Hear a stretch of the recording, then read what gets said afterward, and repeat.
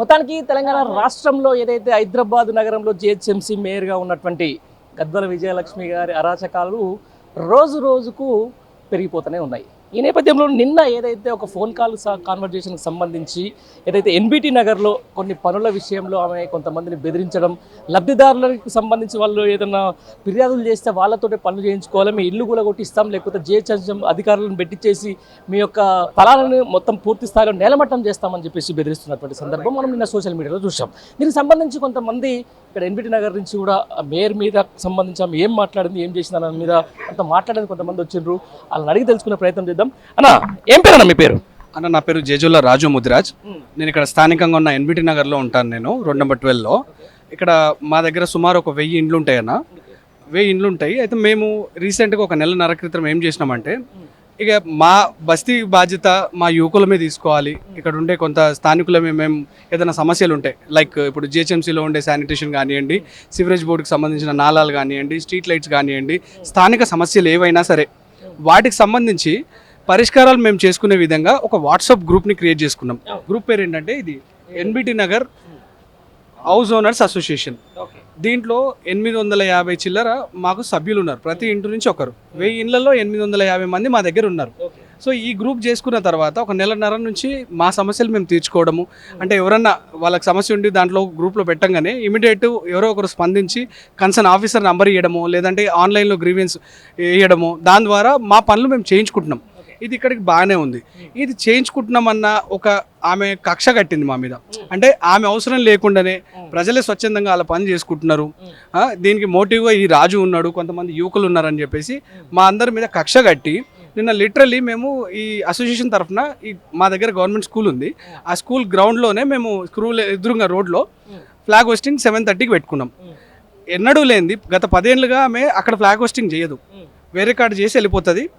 అట్లాంటిది నిన్న 7:30కి ఆమె అనుచరులను తీసుకొచ్చి, ఎంటైర్ బంజారాహిల్స్ డివిజన్లో ఉండే అనుచరులను తీసుకొచ్చి, అక్కడ కరెక్ట్గా నా ఇల్లు కూడా దాని ఎదురుగానే ఉంటుంది, అక్కడికి తీసుకొచ్చి నా ఇంటి మీదకి వాళ్ళని ప్రొవోక్ చేస్తూ, ఎవడొస్తాడో చూస్తా, ఎవడు ఈడ లీడర్షిప్ చేసేది అంటే, మేము చేసిన తప్పేంటంటే ఆ గవర్నమెంట్ స్కూల్ దగ్గర ఇల్లీగల్ పార్కింగ్స్ అయ్యేటివి.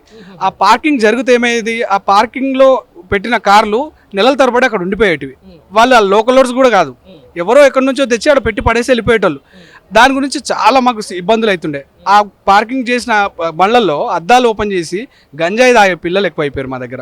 దాంట్లో కూర్చొని గంజాయి తాగడము, మందు తాగడము, మళ్ళీ ఆ పార్కింగ్ అట్లా ఉండిపోవడం వల్ల ఏం జరిగిందంటే అటుగా పోయేటోళ్ళు చెత్త దాని కింద వేసేయడము, ఎప్పుడన్నా ఆ పైన ఏదైనా రోడ్డు పొంగితే, నాలా పొంగితే ఆ మురుగునీరంతా వచ్చి దాని కింద చేరి మా ఏరియా మొత్తం దోమలమయం అయిపోవడము, ఇట్లాంటి సమస్యలు, ఇట్లా చాలా సమస్యలు ఉండే. మా గుడి దగ్గర చెత్త వేసి వెళ్ళిపోయేటోళ్ళు, ఇంట్లోంచి ఉండే డైలీ. మీరు క్లియర్ చేసిరా? దాన్ని 100% నేను ఒక్కనే కాదు, మా బస్తీ వాసులు అందరూ సహకారంతో ఎవరు చెత్త వేసినా వాళ్ళకి అవగాహన కల్పిస్తూ, ఈ చెత్త ఇట్లా వేసుకోవద్దు, ఇట్లా మురుగునీరు ఉండొద్దు, మనకి డెంగ్యూలు మలేరియాలు వస్తాయి, ఇవన్నీ ఇబ్బంది అవుతుందని అవగాహన చెప్తూ ఎవ్రీ సండే మేము ఒక మీటింగ్ కండక్ట్ చేసుకుంటాం మా కమ్యూనిటీ హాల్లో. ఆ వీక్లో ఏం చేస్తామంటే 3 ఎజెండాల మీద పనిచేస్తాం మేము. అంటే ప్రధానమైన సమస్యలు ఏమైనా 3 ఉంటే 3టిని ఆ వీక్లో మేము సొల్యూషన్ చేసుకునే విధంగా ఒక కార్యాచరణ చేస్తున్నాం. సో ఈ విధంగా ఆమె దగ్గరికి ఎవరు పోకనో, మరి ఏమనుకుందో, వీళ్ళే చేసేసుకుంటున్నారు, ఇంకా నా పని ఏముందనుకుందో. ఇంకోటి ఏమిటంటే మోరోవర్ ఈ గ్రూప్ చేసిన తర్వాత ఆమె దగ్గర ఉండే కొంతమంది గూండాలు, అనుచరులు, వాళ్ళ వసూళ్ళు బంద్ అయిపోయినాయి. ఎందుకంటే ఏం జరిగినా గ్రూప్లో వేస్తారు కదా, అందరికీ తెలిసిపోతుంది కదా, ఈ దొంగతనం చేయలేరు వాళ్ళు, ఇట్లాంటివన్నీ చేయలేరు. కాబట్టి వాళ్ళకి భయం వేసింది. ఈ అనుచర గణాన్ని తీసుకొని వచ్చి నా ఇంటి మీద నిన్న 60 నుంచి 100 మందిని తీసుకొచ్చి దాడికి ప్రయత్నం చేసింది. లిటరలీ ఏ ముండా కొడుకు వస్తాడో చూస్తా, ఈడ పార్కింగ్ మీరు మళ్ళీ అట్లనే చేయాల్సిందే, ఇల్లీగల్గా మీరు చెత్త రోడ్డు మీద వేయాల్సిందే. ఆమె ఒక నగర మొదటి పౌరురాలు. ఆమె మేయర్ గుండి మా యువకులు ఇట్లాంటి పనులు మేము స్వచ్ఛందంగా వచ్చి చేస్తుంటే మా భుజం తట్టి ఆమె మమ్మల్ని ఎంకరేజ్ చేయాలి. అట్లాంటిది పోయి మా మీద కేసులు బుక్ చేస్తా, మిమ్మల్ని చంపుతా, ఎట్లా తిరుగుతారు, ఈ విధంగా ఆమె లాంగ్వేజ్ మా తన విత్ ఎవిడెన్సెస్ ఉన్నాయి. మేము ఊరికే గాలికి మాట్లాడట్లేదు. దాంతోపాటు నేను కొంచెం కొన్ని వాట్సాప్ కాన్వర్జేషన్స్ కూడా విన్నా, దాంట్లో డైరెక్ట్ ఈ గ్రూప్లోకి వచ్చి కొన్ని మెసేజ్లు పెడతా ఉన్నారు కదా. పర్సనల్గా కూడా ఆమె మెసేజ్ చేసింది, ఏమని, ఈ గ్రూప్లో నువ్వు యాక్టివ్గా ఉన్నావు, నీ సంగతి చూస్తా, నీ ఇల్లు జిహెచ్ఎంసీ పర్మిషన్ లేకుండా కట్టినావు, నేను కూలగొట్టిస్తా అని చెప్పేసి ఆమె నన్ను ప్రొవోక్ చేస్తూ నన్ను భయభ్రాంతులకు గురి చేస్తుంది. డైరెక్ట్ ఆమె నంబర్ ఇది, ఆమె నా వాట్సాప్కి, పర్సనల్ వాట్సాప్కి చేసి నన్ను బెదిరిస్తుంది. నేనన్నా ఇది మాది నోటిఫైడ్ స్లమ్ ఇప్పటి నుంచి కాదు 83 నుంచి నోటిఫైడ్ స్లమ్ మా ఎన్బిటి నగర్. సుమారు 1000 ఇండ్లు అయితే ఏవైతే ఉన్నాయో కొంతమందికి పట్టాలు వచ్చినాయి. ఆ తర్వాత కేసీఆర్ గారి రెగ్యులేషన్ స్కీమ్లో కొంతమంది 58, 59 జీవోలో కూడా రెగ్యులేషన్ చేసుకున్నారు. మా దగ్గర ఉండే ఇండ్లన్నీ 30 గజాలు, 50 గజాలు, 100 గజాల లోపల. ఆ ఇండ్లలో ఎవరన్నా ఆర్థికంగా స్థిరపడి మా తండ్రులు వచ్చిండ్రు అక్కడికి. మా తండ్రుల తర్వాత ఒక 2 పిల్లలు ఉంటే చెరొక ఫ్లోర్ కట్టుకుంటే 2 ఫ్లోర్ కట్టుకుర్రు. ఎక్కడ 100 గజాల లోపల పర్మిషన్ తీసుకున్నట్టు నేనైతే చూడలేదు. ఇప్పుడు గ్రేటర్ హైదరాబాద్లో ఈమె ఇల్లు కూల్చేయాలనుకుంటే హైదరాబాద్లో సుమారున్న 4-5 వేల స్లమ్లన్నీ ఇండ్లు కూలగొట్టాలి ఆమె. అంటే ఏదైనా మేము మంచి పని చేస్తే ఎంకరేజ్ చేయాల్సింది పోయి మా మీద కక్ష కట్టి మా ఇండ్లు కూలగొడతా అంటుంది. ఆమెతో మాకు మాన ప్రాణాలకు భయం ఉందని చెప్పేసి నిన్న కంప్లైంట్ ఇవ్వడం జరిగింది. ఏమంటుంది మళ్ళీ పోయి కల్చర్ ఈ విషయం మీద ఆమెని? కలవలేదు. ఆమె ప్రొవోక్ చేస్తూ నా ఇంటి దగ్గరకు వచ్చి రౌడీలను తీసుకొచ్చి నన్ను చంపుతా చేస్తా అంటే నేను ఎందుకు వెళ్ళి మాట్లాడతా? ఇంకా నేను చట్టపరంగా ఏం చేయాలనో వెళ్ళి కంప్లైంట్ ఇచ్చిన, ఒక పిటిషన్ ఇచ్చిన. ఆ ఎస్హెచ్ఓ గారు నేను అవైలబుల్ లేకుంటే సీఎం బందోబస్తులో ఉన్నా అన్నారు. సరే వచ్చిన తర్వాత నేను పిలిపిస్తా అన్నారు. నేను వెయిట్ చేస్తున్నా ఆయన పిలుస్తారేమో అని. మొత్తానికైతే మీకు ఆమె తోటి ప్రాణభయం అయితే ఉందని అంటున్నారు? ఖచ్చితంగా ఉంది. నాకు కానీ మా గ్రూప్ సభ్యులకు కానీ నా తోటి మా ఫ్రెండ్స్కి కానీ ఏం జరిగినా 100% పూర్తి బాధ్యత ఆమె అనుచర గణందే.